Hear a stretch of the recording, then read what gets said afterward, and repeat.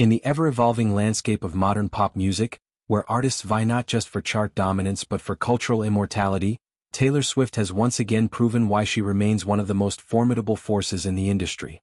Her latest release, The Life of a Showgirl, burst onto the scene with a ferocity that shattered expectations and set new benchmarks across multiple platforms. Clocking in at an astonishing 2.7 million copies sold on its very first day, the album secured its place as the second-largest debut sales week in U.S. history, according to meticulously compiled data from Luminate and reported extensively by Billboard.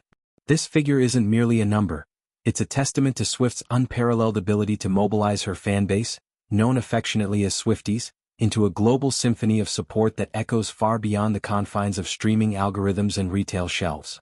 To fully appreciate the magnitude of this achievement, one must rewind the clock just a bit to contextualize Swift's trajectory. Born in West Reading, Pennsylvania in 1989, Taylor Allison Swift rose from the stages of country fairs to the pinnacle of international stardom through a blend of razor-sharp songwriting, relentless work ethic, and an innate knack for tapping into the zeitgeist of her audience's emotions. Her career, spanning nearly 2 decades, has seen her evolve from a teenage country sensation with hits like Tim McGraw to a pop iconoclast who redefined vulnerability in tracks such as All Too Well. Albums like 1989, Reputation, Lover, Folklore, and Evermore each marked distinct eras, each one a chapter in the grand narrative of her artistic reinvention. Yet, The Life of a Showgirl represents something uniquely audacious, a glittering homage to the razzle-dazzle of Las Vegas showgirls, infused with themes of empowerment, fleeting fame, and the intoxicating rush of performance life. It's as if Swift has channeled the spirit of icons like Liza Minnelli or Cher, but filtered through her signature lens of introspective storytelling and anthemic choruses that beg to be screamed from stadium rooftops.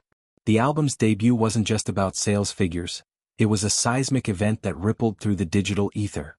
Within mere minutes of its midnight drop, precisely at 12:01 a.m. Eastern Time on October 3, 2025, Spotify's servers buckled under the weight of eager listeners. The platform, home to over 600 million users worldwide, experienced a temporary crash, a rare occurrence in an age where tech infrastructure is designed to handle viral sensations with grace. This wasn't hyperbole, it was a digital stampede, with The Life of a Showgirl amassing over 100 million streams in its first hour alone. Fans from Tokyo to Toronto flooded social media with reactions, memes and Easter egg hunts for the hidden meanings Swift is notorious for embedding in her lyrics.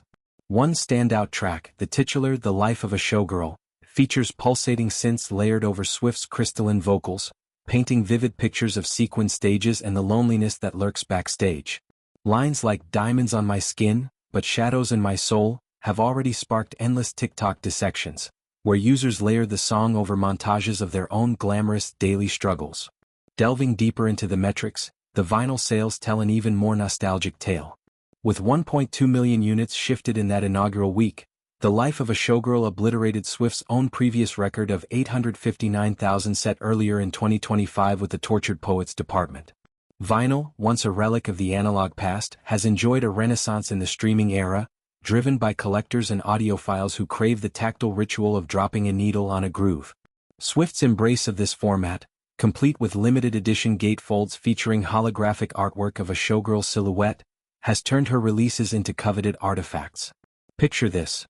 Record stores from indie havens in Brooklyn to megachains like Urban Outfitters saw lines forming hours before opening, with fans clutching limited-run variants splashed in neon pinks and electric blues. This surge isn't accidental. Swift's team has mastered the art of scarcity marketing, bundling exclusives like signed lyric sheets or USB drives loaded with bonus demos, ensuring that physical sales remain a vibrant thread in her empire. Streaming dominance extended beyond Spotify. On Apple Music, the album claimed the crown for the most streamed debut in a single day, edging out heavyweights like Beyoncé's Cowboy Carter from earlier that year. Amazon Music went so far as to dub it their all-time 24-hour streaming champion, a nod to the platform's growing clout in the audio wars. These platforms, each with their algorithmic quirks, collectively propelled The Life of a Showgirl to over 500 million global streams by week's end. It's a far cry from the early days of digital music, when piracy and fragmented services diluted artist earnings.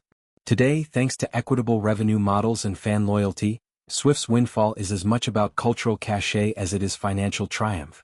Engaged to NFL star Travis Kelce since a surprise proposal during the Kansas City Chiefs Super Bowl victory parade in February 2025, Swift's personal life has only amplified her appeal.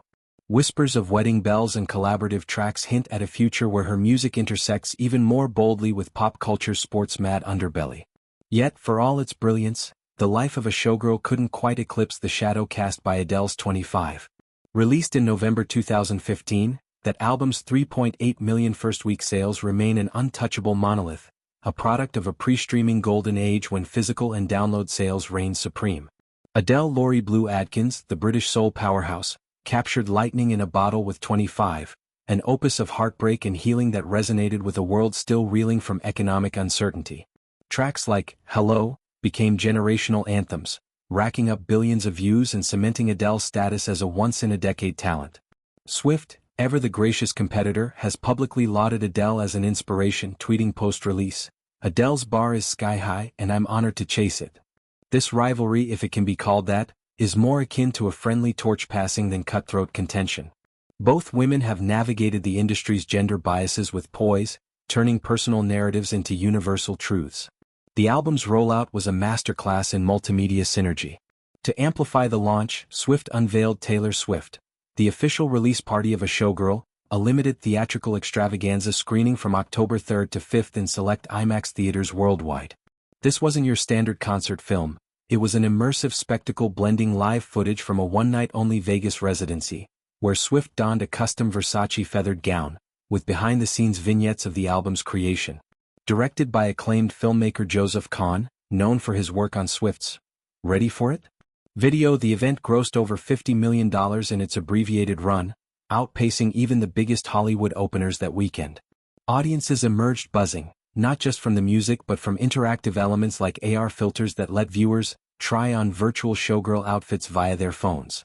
It's this fusion of old-school glamour and cutting-edge tech that keeps Swift ahead of the curve, ensuring her eras aren't just phases but fully realized worlds.